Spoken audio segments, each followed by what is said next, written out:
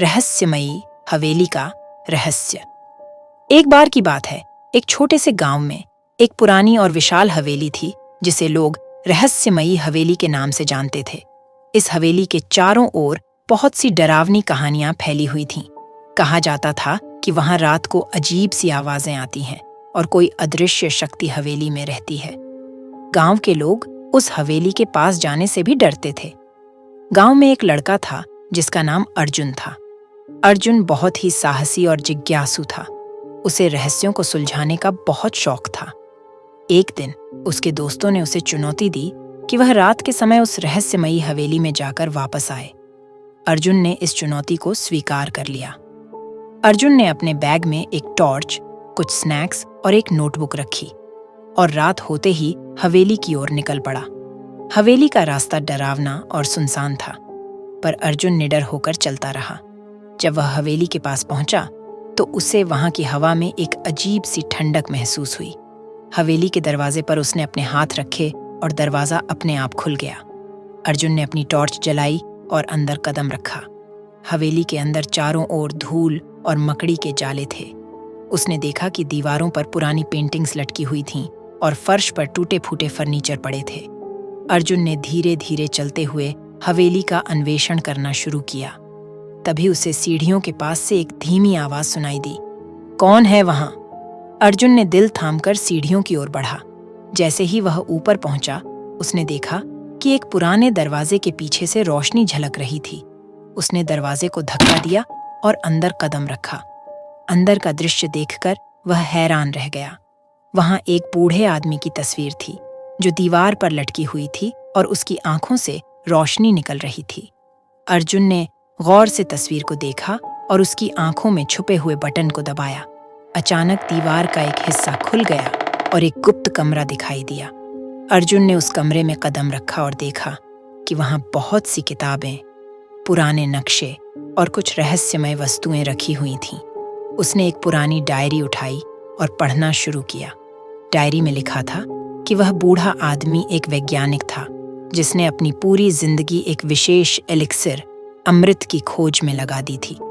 लेकिन उसके पहले कि वह अपनी खोज पूरी कर पाता, वह इस दुनिया को छोड़कर चला गया। उसकी आत्मा उसी हवेली में फंस गई थी और वह अब भी किसी को उस रहस्य को सुलझाने का इंतजार कर रही थी। अर्जुन ने डायरी के निर्देशों का पालन करते हुए एलिक्सिर को खोज निकाला। जैसे ही उसने एलिक्सिर को हाथ में लिया, बूढ़े आदमी की आत्मा सामने प्रकट हो गई।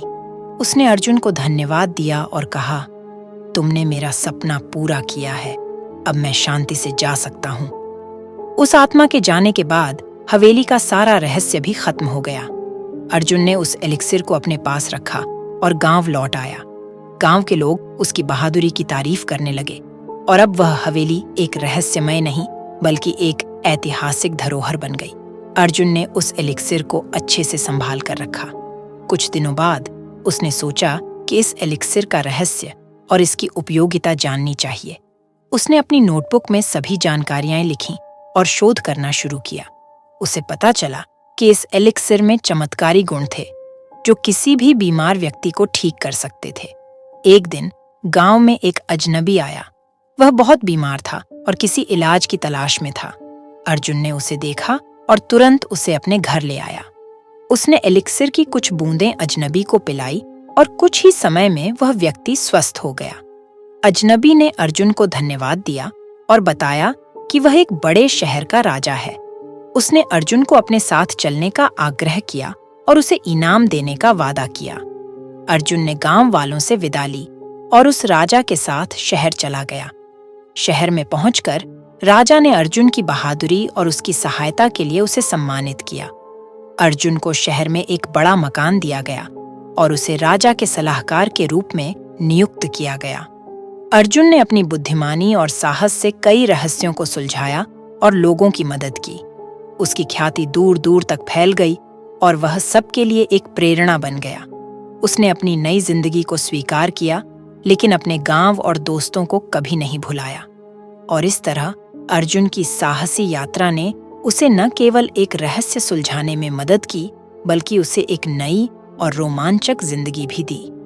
उसने हमेशा अपने ज्ञान और साहस का उपयोग लोगों की भलाई के लिए किया और अपनी विरासत को जीवित रखा।